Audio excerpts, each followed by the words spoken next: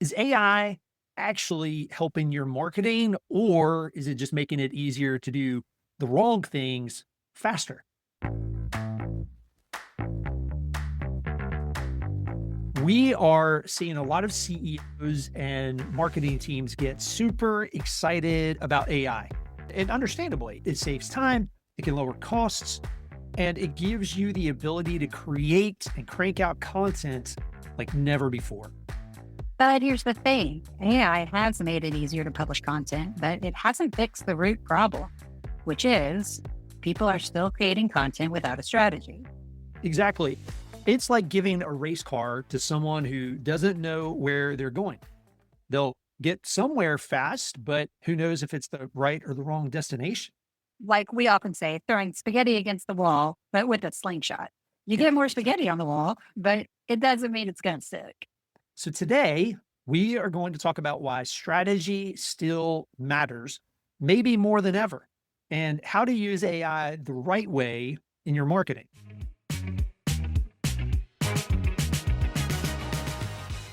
Welcome back to the Growth Minded Marketing Podcast.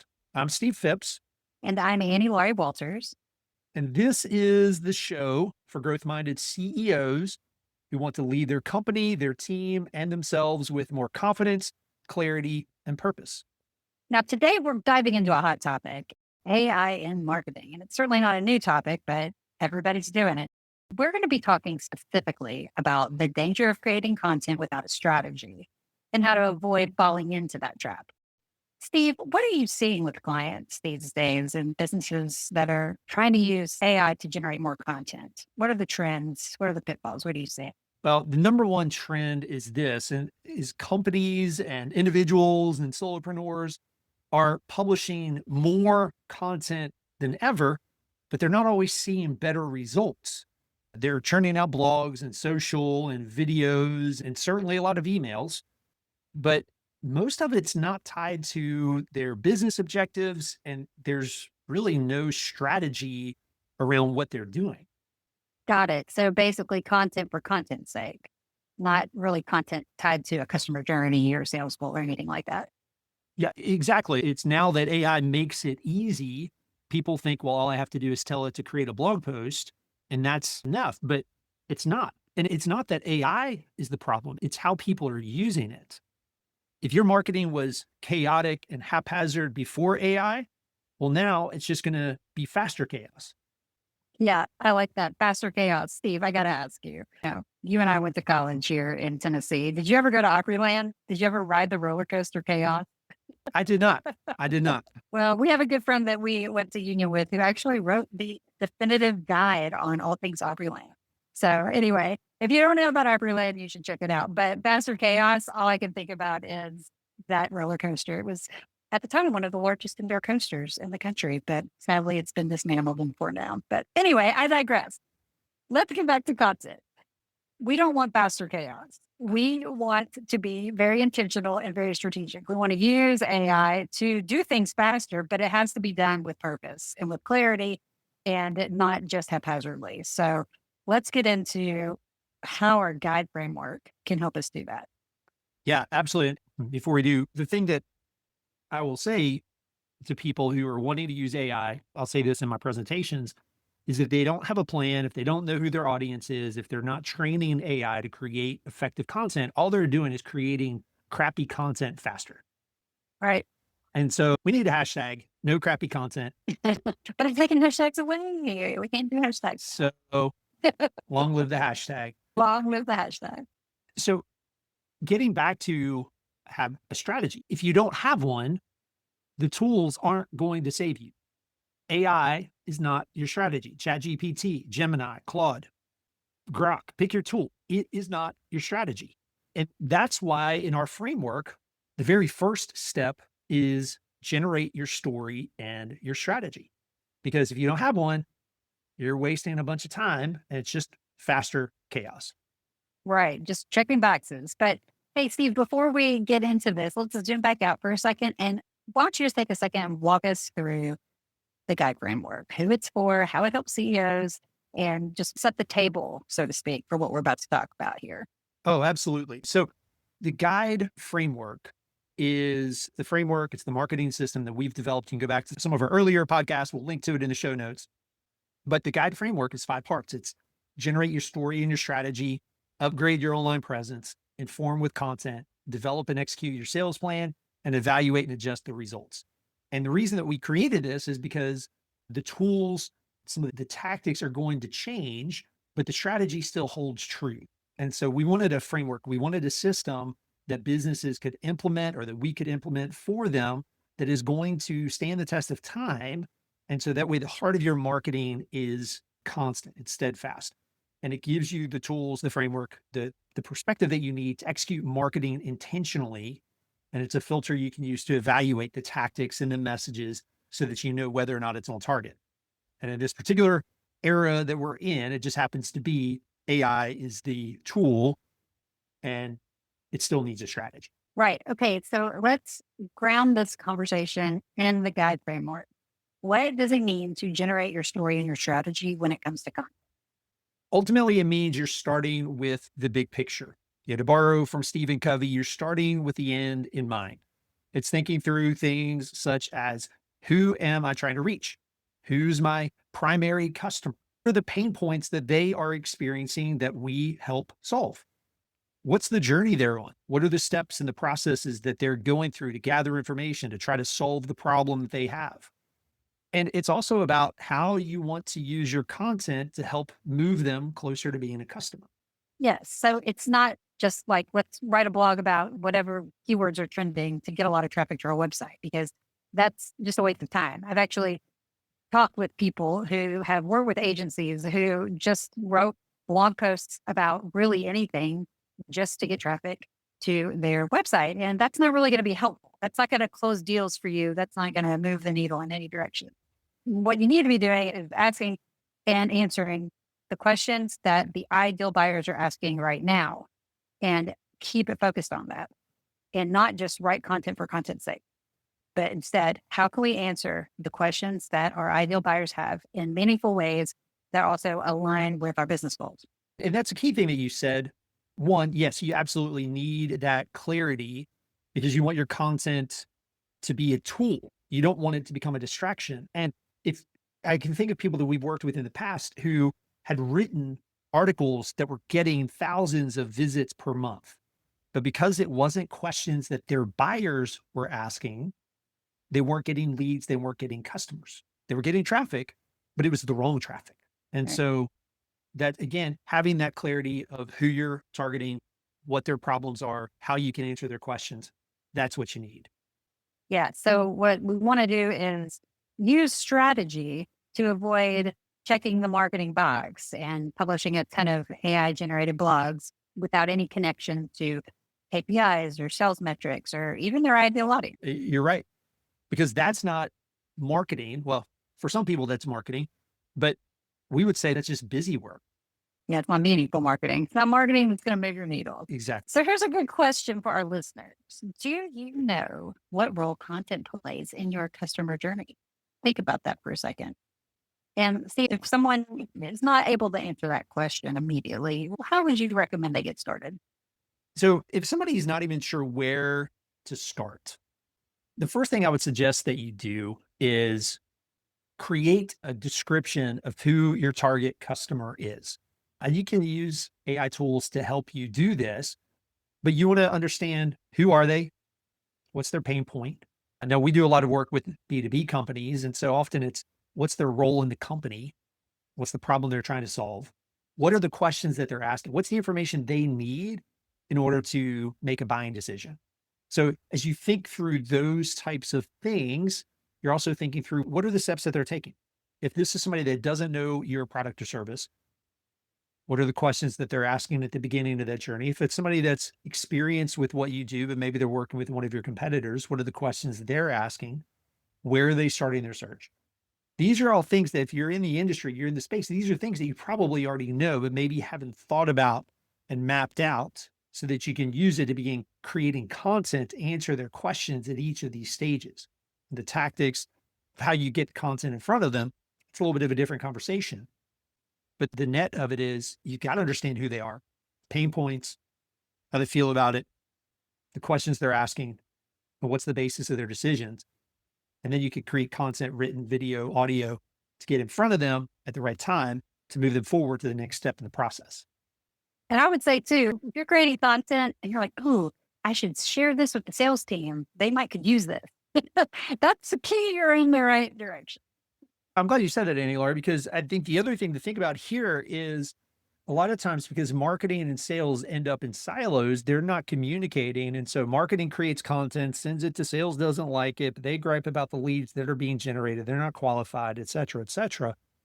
That's where if you get your sales and marketing teams together, do a brainstorming session or have your marketing person shadow a salesperson for a little while to get to hear what are the actual questions that are being asked by your buyers so that you can create content to answer those questions. So the sales team can be a great resource. If you ask them the right questions, they can give you the information you need to create effective marketing content that is helpful, that the sales team can use, and that can also be effective for helping drive traffic to your website. And I would say for any of our listeners who maybe you've got a question about this, maybe you're struggling with where to get started, reach out to us. You can send an email to podcast@wayfindmarketing.com and I will respond to your emails. So again, podcast@wayfindmarketing.com. Now, AI is a powerful tool. Use it all the time. It's baked into just about every other tool that we're now using, but it's important that we always start with strategy. When we use AI to create a blog post, we first define who it's for, what stage of the journey that they're in, what action we want them to take, and how it supports the sales process. And then we shape the prompts accordingly. And you can train AI to create great content, but only if you give it great direction. And I think it's also worth noting, sometimes it's using multiple tools and it's not just a set it and forget it type process. You still need to be involved to make sure that it's good, solid content. Yeah, that's such a good point. I mean, you can open LinkedIn and look at any of the marketing influencers who are talking about how to spot AI easily. Like, oh, ChatGPT wrote that. Like, it's easy to see if you're not putting any effort into it, that you're not trying to train your bot of choice to write your voice and to say things that you would say or that your team would say, like speaking in the brand voice, but also too, just like the words you use, the language you use, how you formulate your sentences, like all of that stuff. You really got to dial it in. But the good news is once you dial it in, it's dialed in and you've trained your GPT, for example, to talk like you, then it's going to talk like you. And then you can continue to fine tune it over time, but it's not something you have to start from scratch and teach it to do every single time. So I think that's one of the benefits of really training the AI tool you're using to create that great content. Absolutely. It's actually like hiring a freelance writer. You wouldn't just hire a writer and say, here's my idea, go and write an article. You would still prepare a brief and give them goals, objectives, tell them what you want the content to accomplish. You might give them an outline. So you really need to treat your AI writing tool in the same way as you would a human. AI isn't supposed to be replacing our thinking and our strategy. It is supposed to be speeding up the process, but it really requires a human involvement and monitoring to make it work well. Absolutely. And when you can get AI dialed in, it's aligned with your strategy, it's creating content that resonates with your audience. At that point, AI becomes a force multiplier. It's amplifying and accelerating what you're able to do. And one thing too that we have used it a lot for that I think is worth mentioning here is just to play devil's advocate too, after it's written something, say, based on everything I've trained you on, go back and read this and tell me if you think it would resonate with our target audience. If you're trying to rank on page 1 for a certain keyword, you can go out there and ask ChatGPT, for example, to evaluate the top 10 results and suggest ideas that you might not have thought of, that they're not writing about either, looking for those blue ocean opportunities. So anyway, Steve, let me ask you this. What are some examples of ways CEOs or marketers can train their AI tools to actually support strategy? It's easy to get AI to create content. You give it a few instructions and it will create content. It is built to do what you want it to do. To get it to support strategy and strategically driven content that's on the mark, you got to have a strategy to begin with. If you don't have a strategy, if it's just kind of hit or miss, then your content is going to be hit or miss. So for AI to be able to support your strategy and help you execute it, you got to have one. And then when you have one, so again, who's your audience? What are their pain points? What are the key messages? What is your brand voice? Thinking through what the buyer's journey looks like.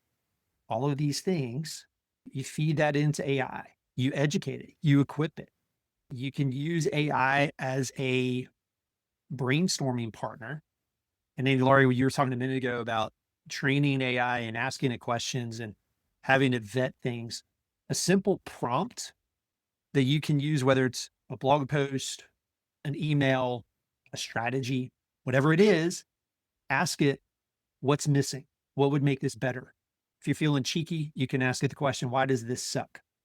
I don't remember who I learned that one from, but you ask it, you challenge it. It's almost like if you've ever had a workout partner or a trainer, you worked with a personal trainer. If you're doing a bench press or you're doing squats or you're doing tempo runs or something along those lines, you can always do more when somebody challenges you to do more. And AI is similar in that when you challenge it to do better, it can and it will. So those prompts become really important.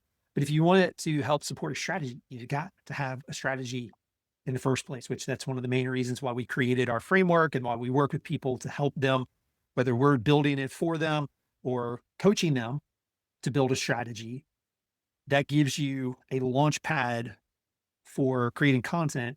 And again, AI becomes a multiplier and it can help you create really great content faster and more efficiently, or it can help you create crappy content faster and more effectively. Or I don't know how effective it is, but faster and more efficiently. It can help you create crappy content and check back.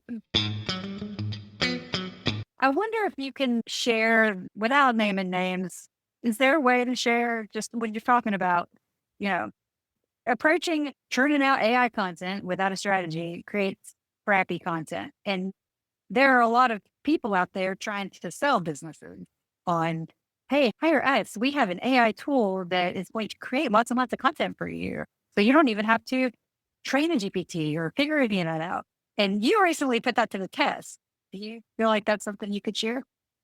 So super high level, it's very difficult for a company to get quality, expert level content.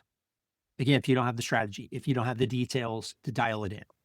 So we know that Google for years, and with AI and ChatGPT and Perplexity now in the mix, quality content, expert content. When I say expert, it is content that shows expertise. It shows that you know what you're talking about. It is specific.